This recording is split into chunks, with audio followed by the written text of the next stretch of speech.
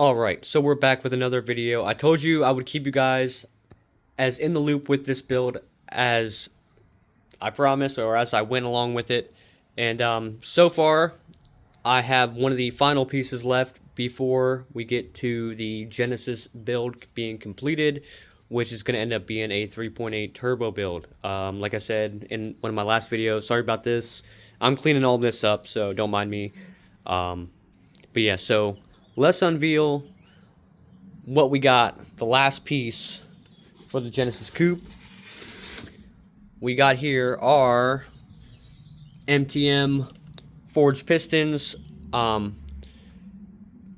Huge shout out to the guys, Travis over at MTM Motorsports. He's been helping me along the way with everything, with whether it's the springs, the retainers, the valves, pistons.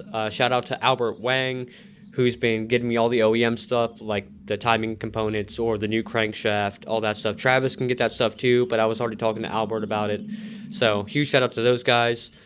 Just want to keep you guys in the loop and then give you guys a quick little look over the 3.8 turbo pistons, or the forged pistons, just whatever you want to call them. Obviously made by our guys over at Wesco. Probably said their name wrong, but good enough. These pistons are actually awesome looking. Just wanted to give you guys a quick view on them. I mean, they look great. Skirts. I mean, it's a great looking piston. Obviously, they come in the box, and then you get all 6 of them. This is for the BK2. So, you got all the cool stuff. You got everything you need. You got the ring sets and all that good stuff. So, huge shout out to them. Mine is going to be a 2013, so I imagine all the pistons would probably work for the same engine, since for the most part the engine is the same. The fueling is what changes for the most part. If you guys do need help building a turbo build, highly recommend hitting up Travis over at MTM Motorsports, because he will be able to hook you guys up. Sorry about the lighting in here, it's kind of But just wanted to touch base on the Genesis stuff for you guys. I should be getting that car back soon. Obviously, you can see there's a lot of stuff going on in here. These are for this. And then, of course, we have the normal cars. Didn't touch base on this before. Obviously, these are the Spec Ds. Those are the new slotted and drilled rotors for the Genesis. So once I get it back, put on the new Spec Ds, because the old Spec Ds that I have on there started cracking out. Got to get rid of all this stuff, though. Clean the garage up a little bit. It's been winter time, so I think it's like 48 degrees out right now, so it's a little on the cold side. Once I get the Genesis back, I'll be parking it here or in here, and I'm going to probably be putting the Civic away in the other garage for the time being, until I can actually get time to start messing with that thing. And then this thing's going to need, obviously, like I said in the other videos, tint and all that other stuff. So while we're on the subject with the Genesis, so for the 3.8 track, currently what I have planned for that is obviously get the motor setup completed. I should have the car back within about 2 months now. Once I drop the pistons off at the machine shop for that guy to do, he can do install, balance, all that stuff. Drop these off. The end goal with the Genesis is going to end up being a turbo kit. Remnant is coming out with the V2 prototype kit soon, so I will get my hands on one of those turbo kits. And then I will end up going, I don't plan on pushing the car hard. The engine's going to be a fully built engine, so it's going to have forged rods from BC. We got the pistons from Wesco or MTM Motorsports. OEM crank. I want to say they're ACL bearings. We have SuperTech springs, retainers, guides, along with Ferrera valves, plus 2 millimeters on the exhaust side. Cleaned up the heads a little bit, opened them up, did like a light port and polish on them, along with, I think that's gonna be it, you guys. Honestly, cleaned up like some of like the other stuff, like some of the little oil galleys and water galleys that had any kind of flash or something on the heads, and along with the block. Just basically clean the whole setup up so it runs as good as it can run.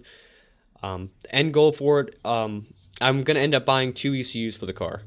One is going to be a 93 octane ECU since we can't run map switching.